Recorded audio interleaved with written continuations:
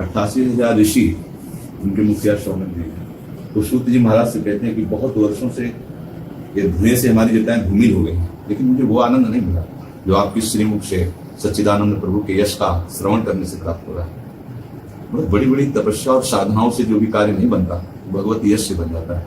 और गोस्वामी जी ने, तुलसीदास जी ने कहा है, चौथ भगति मम गुणगन करे कपट तरीका। हम भगवान का यश केवल भगवान की प्रसन्नता के लिए, या जो सामने बैठे हुए श्रोतागण हैं इन पर श्री हरि की कृपा हो और सब हरि के दुलारे हो, इसी भाव से यदि हम भगवत यश गान करें तो इस यश गान मात्र से उसे भगवत प्राप्ति हो जाएगी।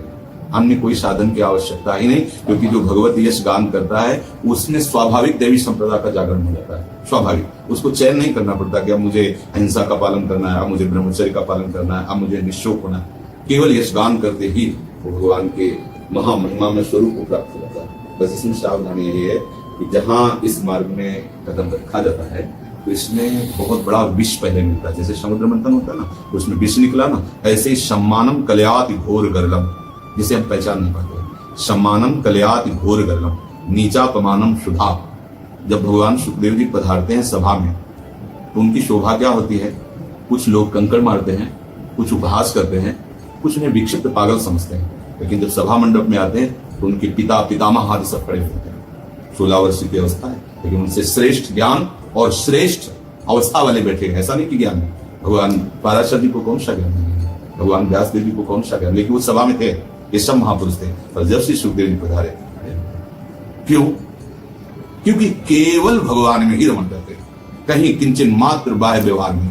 श्री शुकाचार्य ऐसे ही जब हम भगवत मार्ग में कदम रखें तो अपने में अत्यंत दैन्य भाव हो और सम्मान का तनिक भी अंश छू न जाए। ये समझ नहीं पाते अपने लोग, सम्मान रूपी विष खा लेते हैं, जिससे फिर जो प्रेमामृत है भगवत कथा उसका पान नहीं कर पाते हैं।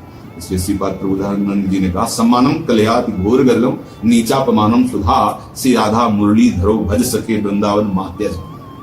सम्मान को घोर विष के समान समझे।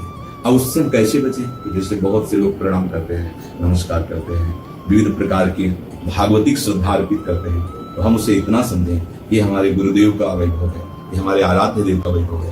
ये तो एक निमित्त मात्र है कि अगर कोई प्रणाम कर रहा है तो मेरे गुरुदेव को प्रणाम कर रहा है, मेरे इष्ट को प्रणाम कर रहा है, क्योंकि श्री कृष्ण महिमा गान करने वाले हैं, इसी संबंध से तो प्रणाम करते हैं। तो प्रणाम श्री कृष्ण को गया, मेरे को नहीं। अपना जब हम स्वीकार कर लेते हैं वही फिर भगवत रस लुप्त हो जाता है, और फिर ये माया का जो आकर्षण है वो उपासक की उपासना को गुप्त कर देता है और बाहर से वासना छा जाती है। इसलिए फिर वो जो भागवत का कथन या भगवत यश गान का फल है वो हमें प्राप्त नहीं होता। सेवक जी ने कहा, धर्म सुनाई धर्म में ही जांचत, चाहो कृपा जो धर्मिन की।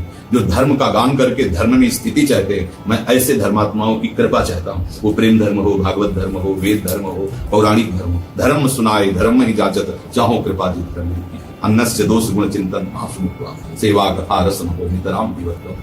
जब तक हमारे हृदय में अन्य के प्रति दोष गुण बुद्धि है, अन्य के प्रति भावना अन्य की है, तब तक ये कथा रस का अमृत नहीं मिलता।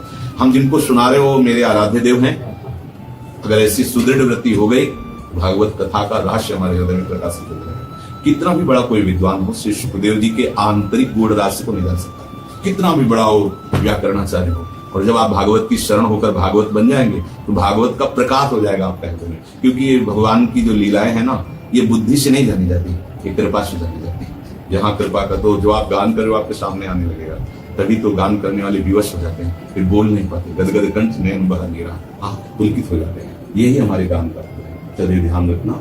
कभी किसी माता बहन की तरफ ऐसी दृष्टि न जाए जो हमारे धर्म के प्रतिकूल भाव हो। कभी किसी के सम्मान को अंदर से स्वीकार न करो। और जब भागवत में बैठो तो भागवत के गुरु हैं प्रभु श्री कृष्ण, वही सुखदेव जी हैं, वही भगवान व्यास देव जी हैं, वही विविध अवतार धारण कर उनको प्रणाम करके हे